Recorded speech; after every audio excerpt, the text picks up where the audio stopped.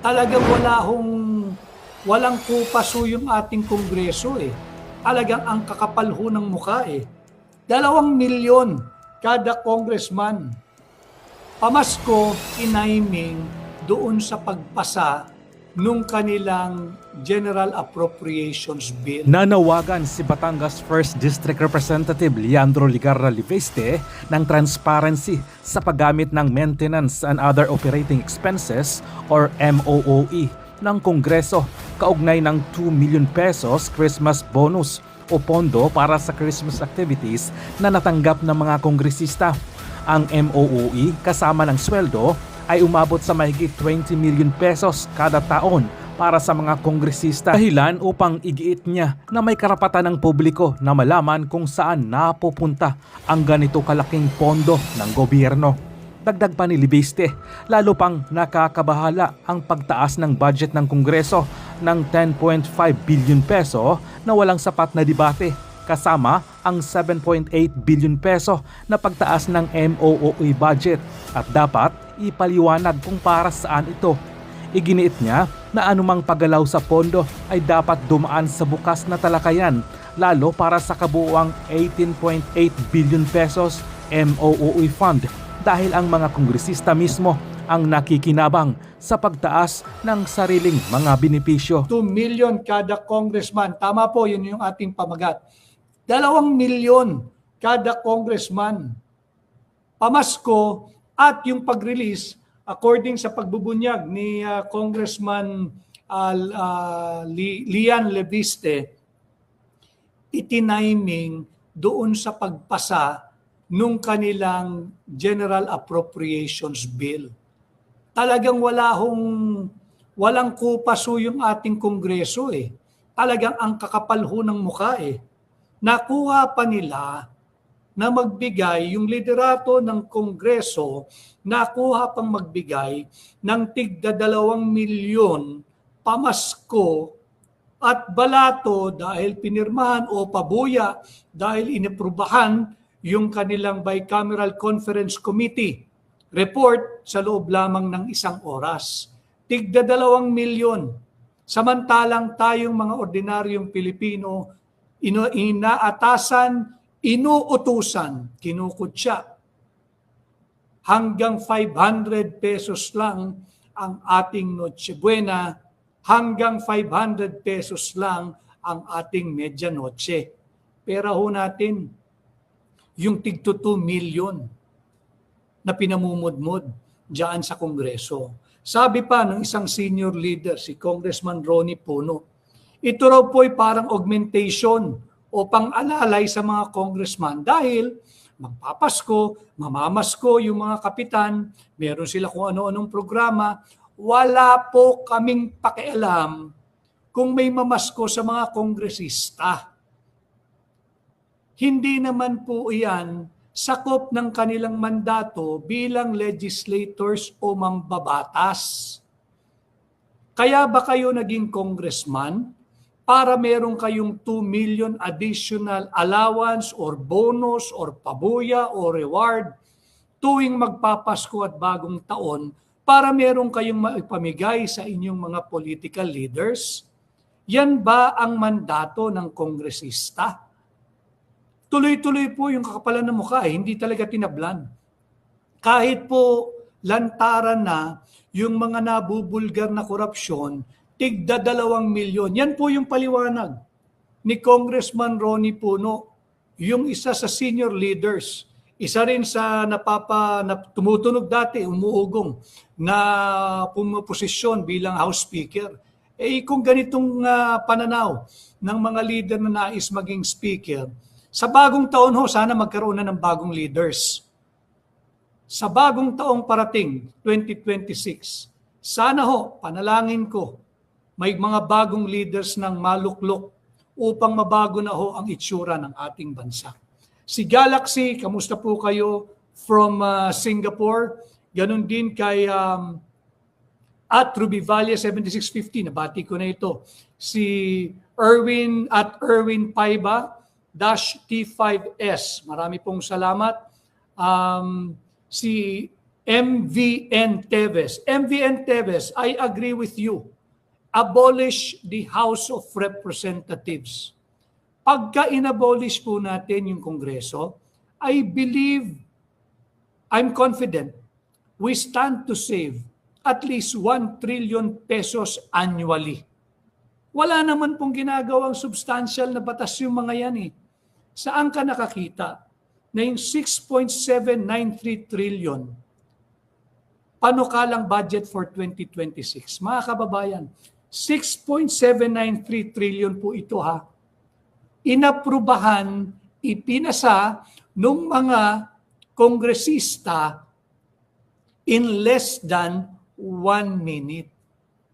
Paano mo pinag-aralan itong napakalaking panukalang budget for 2026 na nagkakahalaga ng 6.793 trillion pesos? At malaking bahagi po nito ay ating uutangin. Nakuha pa ho nila magpamudmod ng tig-2 milyong piso. Kaya yung mga kababayan po natin, katukin po ninyo yung inyong mga kongresista. Total, binigyan sila ng additional 2 million pesos. Ito yung deklarado. Ito yung nalalaman natin. Katukin po ninyo, puntahan po ninyo yung tanggapan o yung bahay ng mga congressman ninyo. Meron po silang tig 2 million additional. Humingi po kayo, may oras pa ng ating pang medianoche. Humingi po kayo.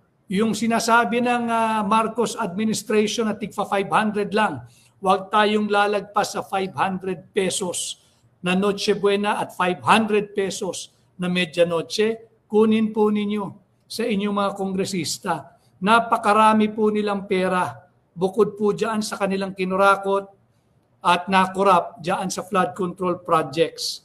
2 million. Hingan po ninyo, tigli 500 na lang.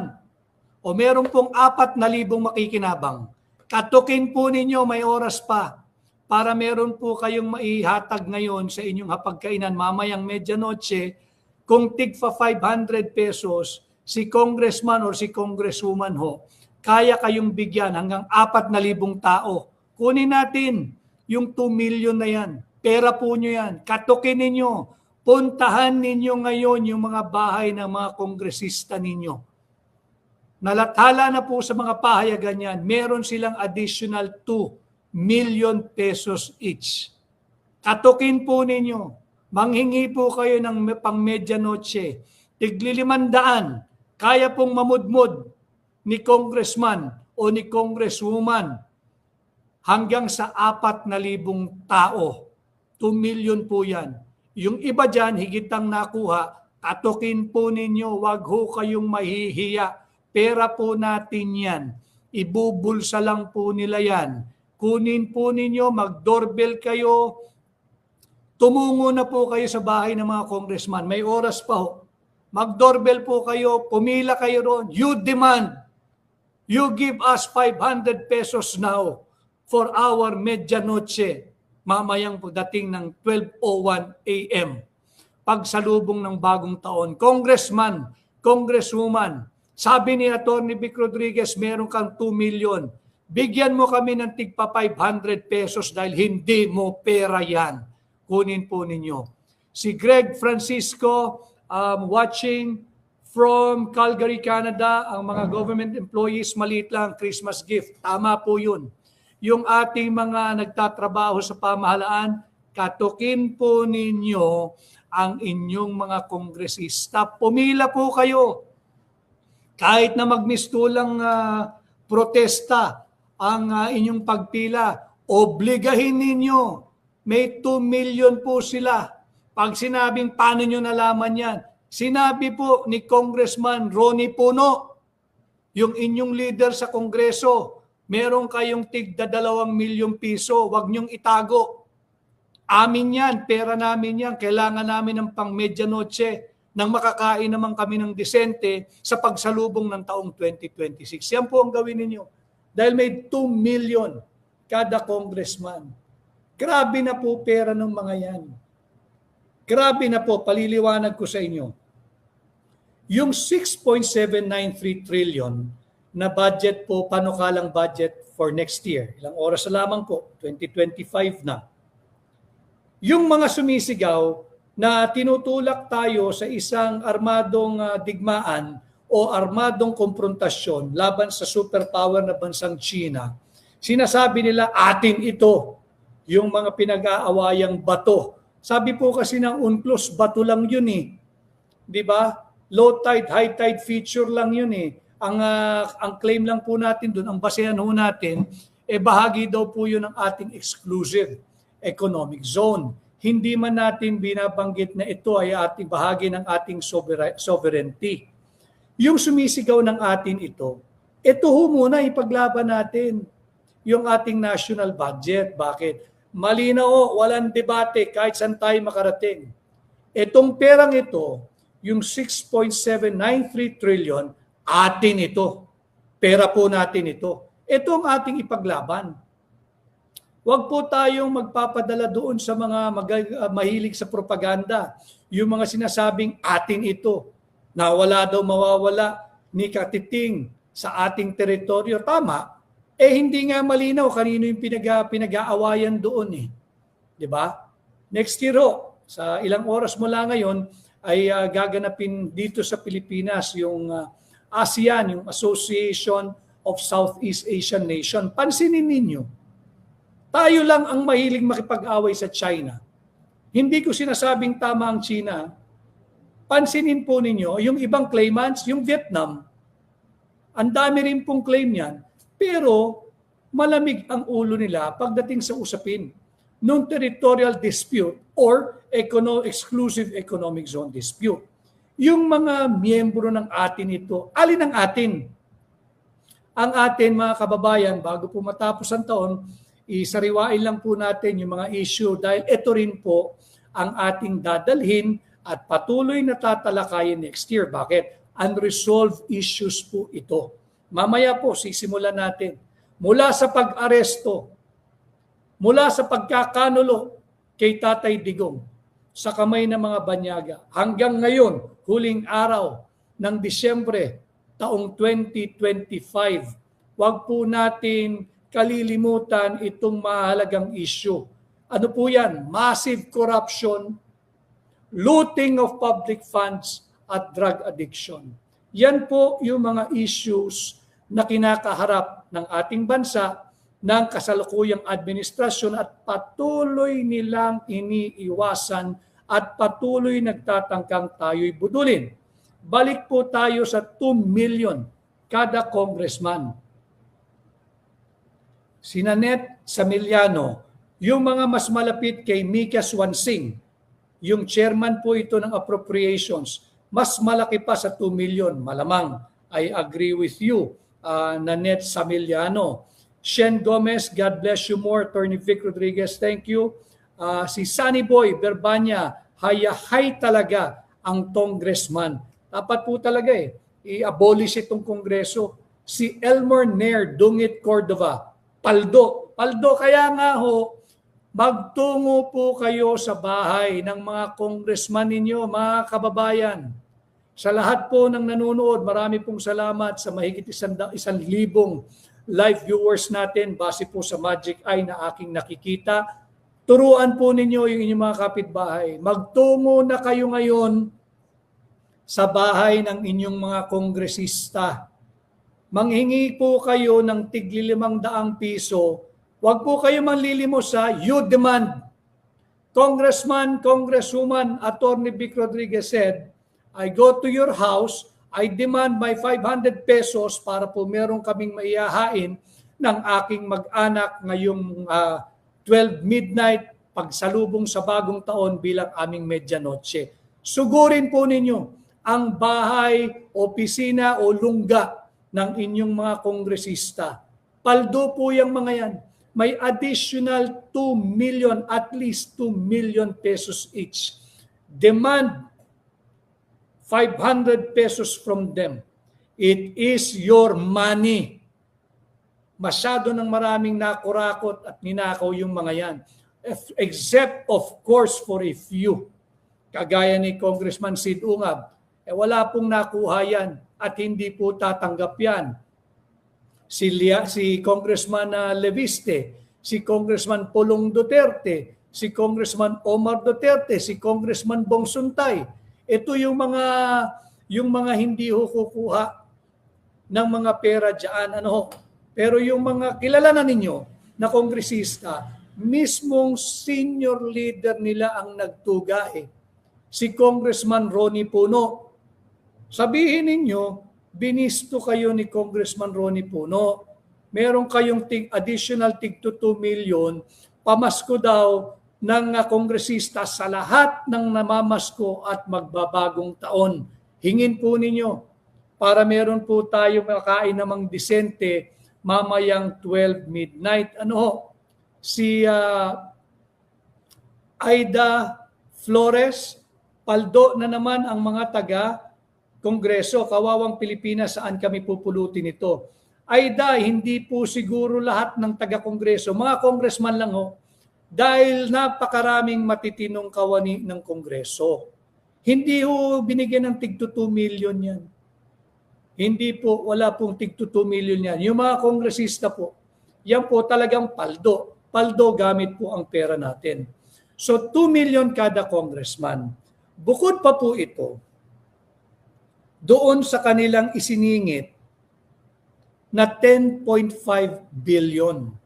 Kinig ko kayo ulitin ko, ang layunin po ng ating Tinig Maisog ay maiangat ang antas ng pampublikong diskurso to elevate the level of public discourse. And we've been doing this for half a year now. At mukha naman pong marami po ang nagre-respond wherever I go.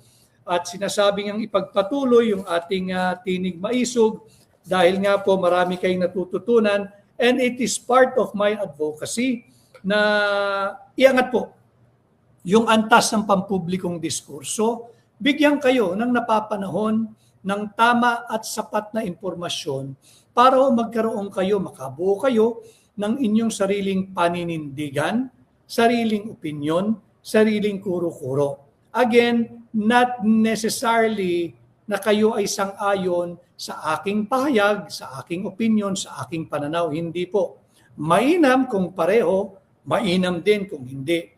Ang importante, magkaroon kayo ng sarili ninyong opinyon, kuro-kuro at matigas na paninindigan base sa tamang impormasyon. Kanya po natin ginagawa ito. At ito nga yung tumambad sa atin, binigyan ng extra 2 million kada kongresista na aliado ng Marcos Jr. administration. Pag hindi ka aliado, pag ikay kritiko, pag hindi ka bumoto sa pag-aproba ng budget, wala kang 2 million, wala ka ring budget. So doon natin makikita na bukod sa 2 million, inaprubahan po nila yung 6.793 trillion budget, panukalang budget for 2026.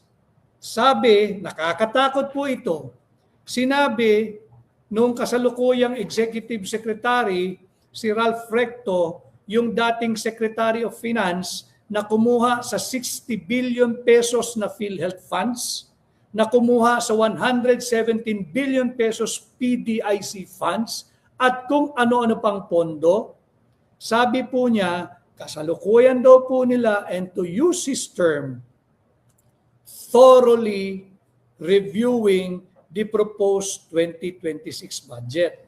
Bakit ko po sinabing nakakatakot? Bakit ko po sinasabing nakakatakot? Mantakin po ninyo. Yung paggagamit ng salitang thoroughly reviewing the proposed 2026 national budget, gas-gas na po iyon. Yun din po ang ginamit nila para budulin tayong lahat dito sa 2025 national budget. Prueba? Ito po yan yung kunya-kunyari nagpupulong sila. Taong 2024 po ito. Ang sabi po nila rito, Marcos thoroughly reviewing 2025 budget to conform to the charter. Ginamit na po nila yung thoroughly reviewing. Ano nangyari? Di ba Bulilyaso? Di ba? Trilyong piso ang inanod sa baha na wala namang flood control or flood mitigation project. And Recto is doing it again. Thoroughly reviewing. Paano magkakaroon ng thoroughly reviewing? Tingnan natin kung may ibibito si Bongbong Marcos. Pero walang ibibito yan. Parang this year, ang binito niya yung unprogram. Wala po yun. Yung unprogram po, yung katotohanan, gagamitin mo lang yan, ulitin ko, kung merong excess collection, kung merong pong new taxes, o kung meron pong bagong utang o bagong uutangin. But without those three sources of funds, wala po yan eh. So yung binito niya, bitu-bituhan lang po yun, budol po yun. Ngayon, itong 6.793 trillion pesos proposed 2026 budget, sinambulat na po ito, in-expose din ni Congressman Leviste ng Batangas.